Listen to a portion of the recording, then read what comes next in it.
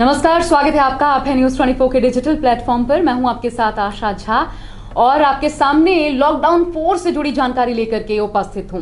आप सभी जानते हैं 18 तारीख से लॉकडाउन 4 की शुरुआत होगी। क्या खत्म होगा, किन इलाकों में क्या प्रारूप इसका देखने को मिलेगा, किस आधार पर तय होगा। प्रधानमंत्री नरेंद्र मोदी ने 15 तारीख की शाम 5 बजे तक का वक्त तमाम राज्यों को दिया था और राज्यों से सुझाव मांगे थे कि वो अपने राज्य में क्या चाहते हैं। अब इसके तहत अलग अलग राज्यों ने अपने अपने प्रस्ताव भेजे हैं जिस पर केंद्र को निर्णय लेना है। और दिल्ली के मुख्यमंत्री ने तो बाकायदा लोगों से सुझाव मांगे थे। उसके बाद उन्होंने एक ड्राफ्ट तैयार किया जो कि केंद्र को भेजा गया है कि वो क्या चाहते हैं और किस प्रकार का लॉकडाउन 4 होना चाहिए प्रदेश के भीतर। लेकिन आपको पहले ये बता दूं कि अलग अलग राज्य क्या चाहते हैं लॉकडाउन 4 को लेकर के। आपके यहाँ पर किस प्रदेश से आप हैं, चाहे गुजरात, राजस्थान, मध्य प्रदेश, यूपी या दिल्ली, मैं इन तमाम राज्यों की बात करूंगी कि आपके यहाँ पर कैसा हो सकता है लॉकडाउन 4।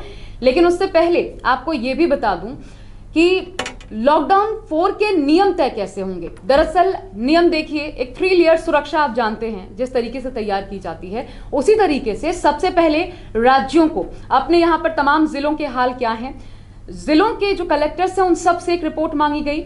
इसके बाद राज्य ने यह तय किया किन जिलों में क्या हालात हैं और फिर हमें इस हिसाब से क्या करना चाहिए क्या नहीं। तो पहले एक ड्राफ्ट राज्य ने तैयार किया। अब ये ड्राफ्ट गया है एक स्वास्थ्य मंत्रालय, जो कि डॉक्टर हर्षवर्धन स्वास्थ्य मंत्री है, उनकी अगुवाई में एक बैठक हो रही है GOM की। उस बैठक में तमाम ड्राफ्ट गए उधर, क्योंकि जानकारियां एक्सपर्ट्स दे सकते हैं, डॉक्टरों की टीम दे सकती है, उनसे सलाह मशवरा करके एक दूसरा प्लान तैयार होगा। उस आधार पर इनमें से क्या लेना है क्या नहीं लेना है, क्या छांटा जा सकता है, जो डिसीजंस राज्यों की तरफ से सामने आए हैं। GOM की बैठक के बाद जब यहां से छन के बाहर निकलेगा तो फिर PMO के पास जाएगा और वहां निर्णय जब लिया जाएगा, PMO फिर से देखेगी कि तमाम राज्यों की तरफ से क्या निर्णय लिए जाने हैं। उस आधार पर PMO तय कर सकता है कि क्या हमें रखना है क्या नहीं। तो 3 लेयर की सुरक्षा आप सुनते हैं, 3 चरणों से होकर गुजरेगा और फिर प्रारूप तैयार होगा लॉकडाउन 4 का।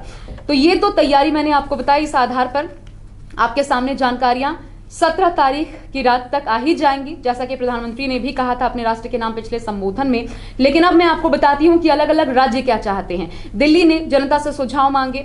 दिल्ली के मुख्यमंत्री अरविंद केजरीवाल ने 24 घंटे में 5 लाख सुझाव उनके पास पहुंच गए। इसके आधार पर जो तैयार किया गया है प्रारूप, उनमें मार्केट की दुकानें, शॉपिंग कॉम्प्लेक्स, मॉल खोलने की इजाजत मिले, दिल्ली सरकार की तरफ से मांग की गई है। ऑड इवन सिस्टम के तहत दुकान, कॉम्प्लेक्स, मॉल खोलने को मंजूरी मिले।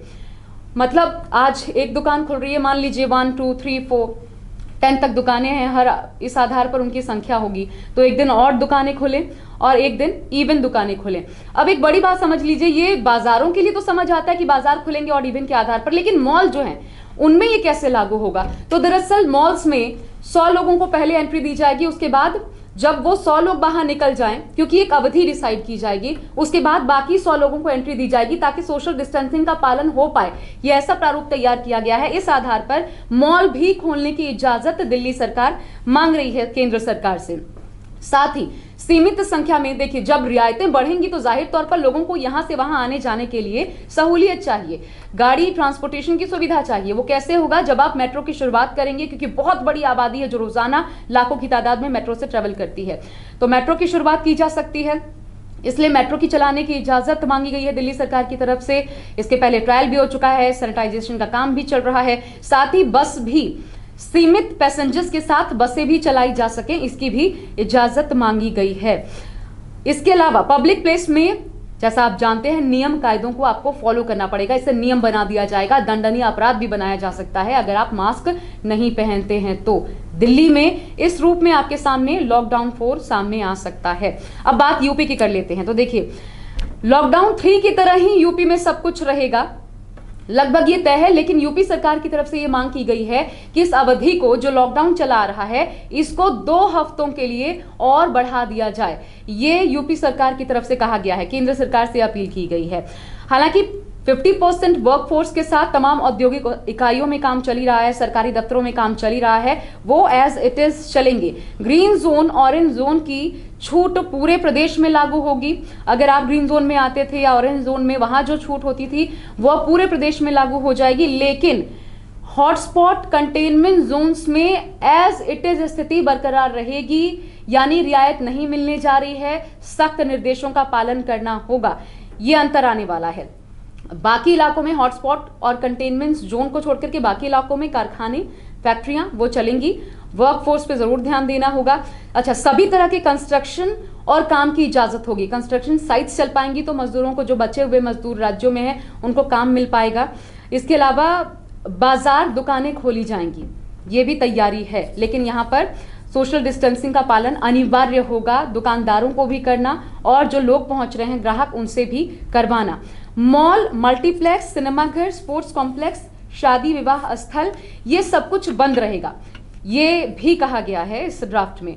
सैलून, ब्यूटी पार्लर, लोग बड़ी तादाद में लगातार सोशल प्लेटफॉर्म्स के माध्यम से ये मांग कर रहे हैं, तो आपको बता दूं सैलून, ब्यूटी पार्लर्स की इजाजत नहीं दी जाएगी।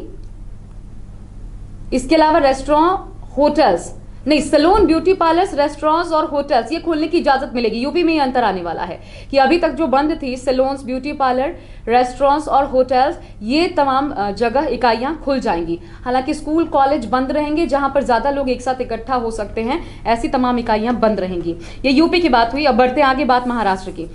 तो मुंबई की लाइफलाइन आप सभी जानते हैं, लोकल मुंबई की लाइफलाइन है और उसको चलाने की इजाजत इससे पहले महाराष्ट्र सरकार की तरफ से भी मांगी गई थी।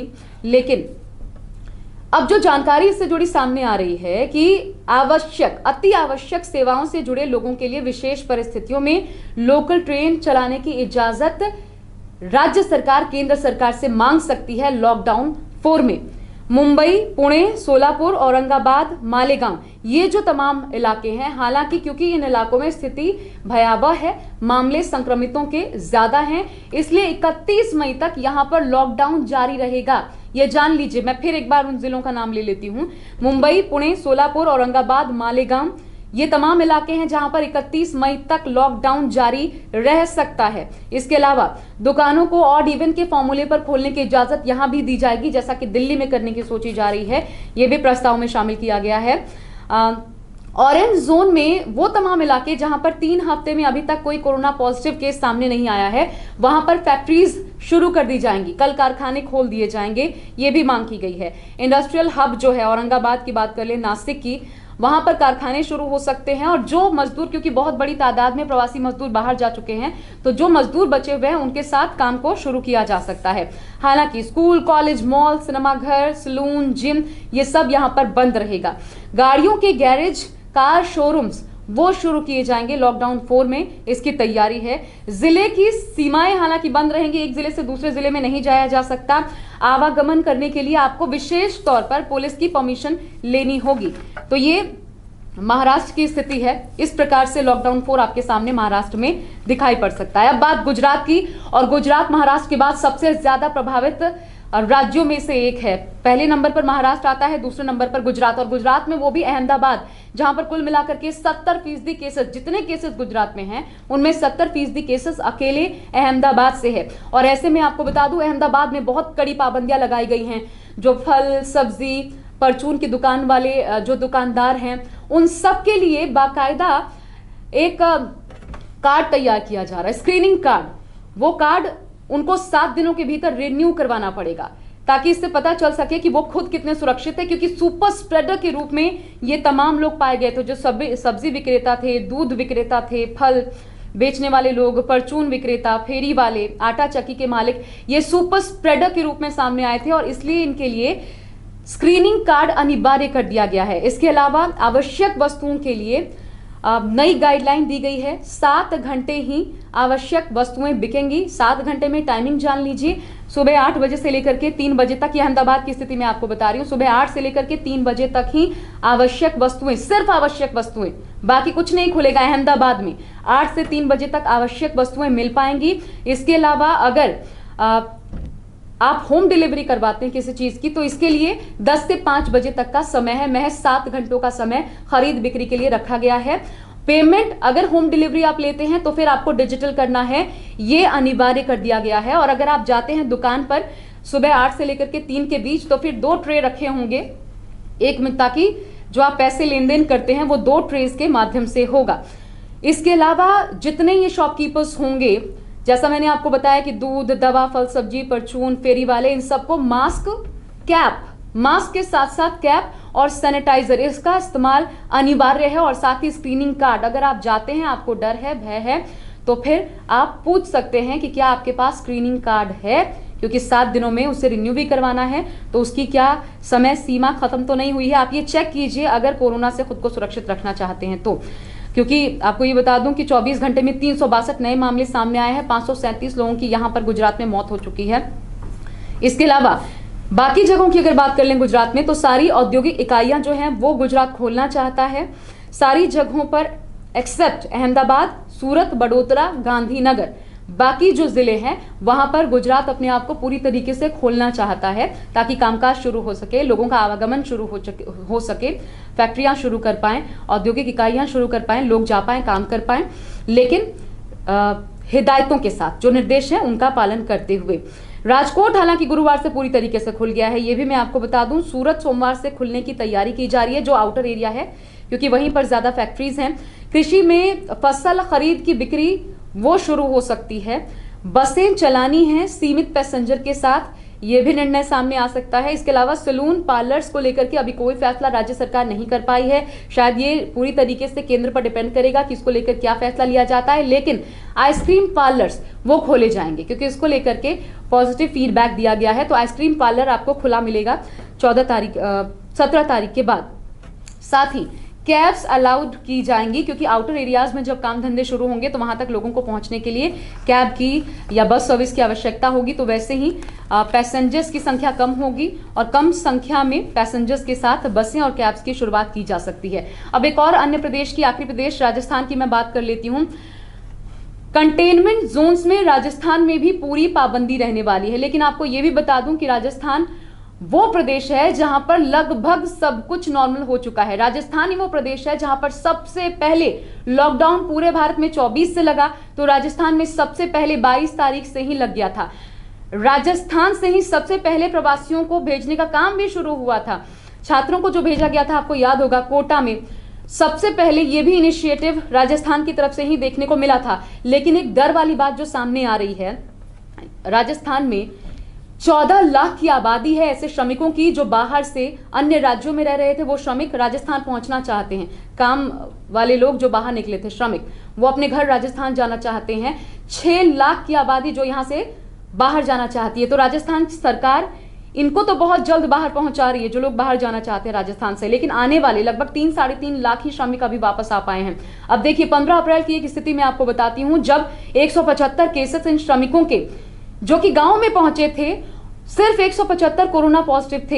एक महीने के भीतर 875, आप अंदाजा लगा सकते हैं इतनी भारी तादाद इन श्रमिकों की कोरोना पॉजिटिव्स की गांव में रहने वाले लोगों की सामने आई है। और यह बहुत बड़ा संकट का विषय है, क्योंकि अभी लगभग आप 14 लाख में से अंदाजा लगाइए, महज 3-3.5 लाख आए हैं। इसके बाद जो आबादी आएगी गांव में, जब बसेगी, उनके माध्यम से जब कोरोना फैलेगा, वो भी तब जब राजस्थान में लगभग राजस्थान को खोल दिया गया है। मिठाई की दुकानें, नॉर्मल दुकानें खुल गई हैं। सलून और पार्लर्स हालांकि अभी बंद रखे गए हैं, शराब की दुकानें खुली हुई हैं। तो फिर सोचिए क्या होगा जब ये तमाम लोग पहुंचेंगे। औद्योगिक इकाइयों में भी काम हो रहा है 30% वर्कफोर्स के साथ, लेकिन जिम जो है, सिनेमा घर, स्कूल, कॉलेज, वो अभी एज इट इज बंद रहने वाले। यहाँ यानी कि जहां पर ज्यादा लोगों की तादाद एक साथ आ सकती है, वो तमाम जगह बंद रहेंगे। हाँ, लोगों की ट्रांसपोर्टेशन के लिए वहीं सीमित पैसेंजर के साथ यहाँ पर भी बसों और कैब्स की शुरुआत होगी, हो भी रहा है। राजस्थान में तो अंतर राज्य इधर से उधर जाने के लिए आपको किसी परमिशन की भी आवश्यकता नहीं पड़ रही है। तो ये तमाम राज्यों का हाल है जो मैंने आपको बताया। राजस्थान इस विषय में बहुत ज्यादा क्रिटिकल हो सकता है, इसलिए ध्यान देना होगा। बहुत चुनिंदा फैसले सरकार को लेने होंगे, किस रूप में सामने आते हैं ये देखना होगा। लेकिन अब पूरी तरीके से, क्योंकि पीएमओ तक जाएगा ये मामला, अब इस स्वास्थ्य मंत्रालय की अगुवाई में ये बैठक चल रही है जीओएम की। पीएमओ क्या फैसला लेता है, 18 तारीख से ठीक पहले 17 तारीख तक आपके सामने निर्णय उपस्थित होगा। मेरे साथ फिलहाल इस खास चर्चा में बस इतना ही, लेकिन न्यूज 24 के साथ जुड़े रहिए। हमारे चैनल को लाइक और सब्सक्राइब जरूर कीजिए। हर एक खबर न्यूज 24 पर सबसे पहले। नमस्कार।